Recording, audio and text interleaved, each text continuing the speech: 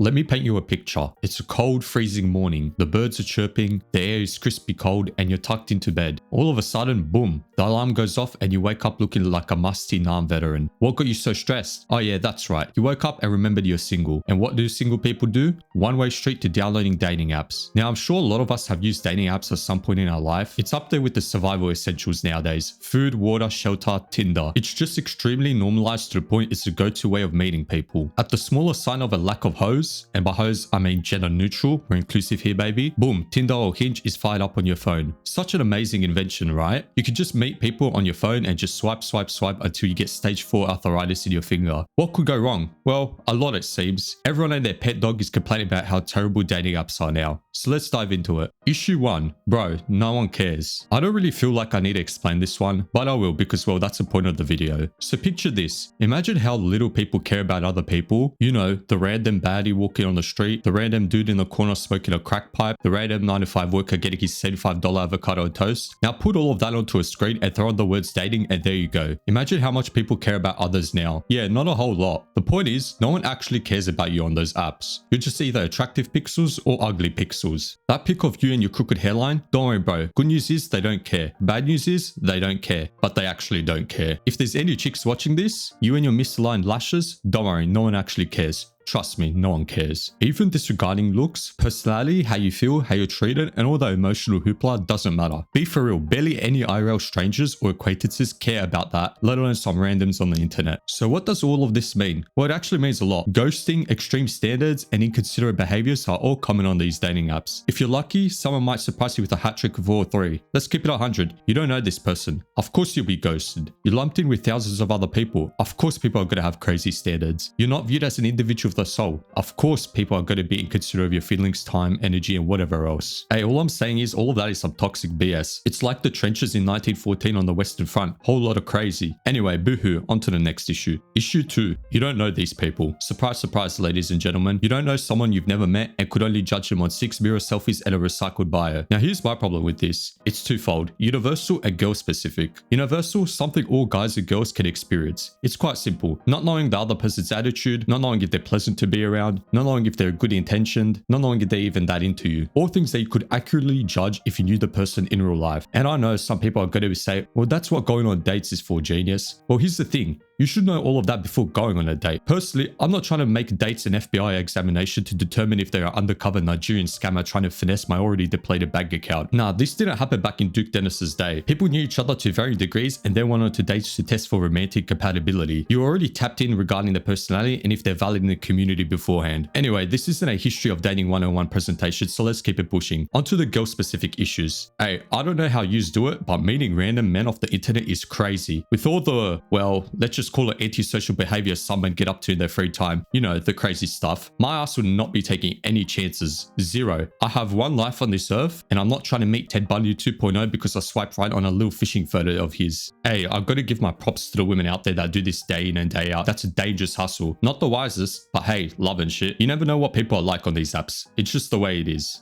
Issue 3. Superficial as fuck. Okay, look, you don't need some random guy on YouTube to tell you that people on dating apps are superficial. You know it, I know it, we know it. It's like the #1 thing people complain about when it comes to dating apps. Everyone is too picky. Now let's keep it 100. Let's put our big boy pants on and be honest. It makes sense why, and anyone with options is probably complicit. If you don't know where I'm going with this, 1, you're slow, 2, let me cook. So let's say you're Brad Pitt or Margot Robbie. You're attractive and therefore the opposite sex starts flocking towards you. If you have so many people to choose from and more to come, it only makes sense you start to be more picky to narrow down the pool of options. It's in our nature to find the best of the best, and if you can do it, well, you can do it. The problem arises when it gets all too much. People start disqualifying people they normally be attracted to just because. People don't give a single care in the world about a person's personality. People ghost someone because the planets are lined up in chronological order and that means they gotta go. It's all just dumb. Let's be for real, you can't change this phenomenon, so if you can't deal with it, jump into real life. Whole lot of less drama, less pickiness, and more opportunity to wow somebody with your W-Riz and tism humor. And the final issue, issue 4, lack of law. Now this one's just bougie to be honest, but who doesn't want some fire law behind their relationship? Because let's be honest, meeting on an app and going on 3 dates and boom, relationship, bro, that ain't cutting it for me. I need to be saving a grandma and her granddaughter from getting robbed in some back alleys by a group of Albanian drug smugglers, and I'll start throwing left and right hooks like they're blessed by Alex Pereira and knocking out folk left and right. And then, you know, standard type of thing, the granddaughter falls in love with me because I was so alpha. The grandmother starts glazing me. Oh, he's so strong. What a man. Oh, if only this was my granddaughter's future boyfriend. And then me and the granddaughter fall in love and live happily ever after. Anyway, enough of the Disney fairy tale, but the point stands. You like you want a bit more spice behind the start of your relationship. Like,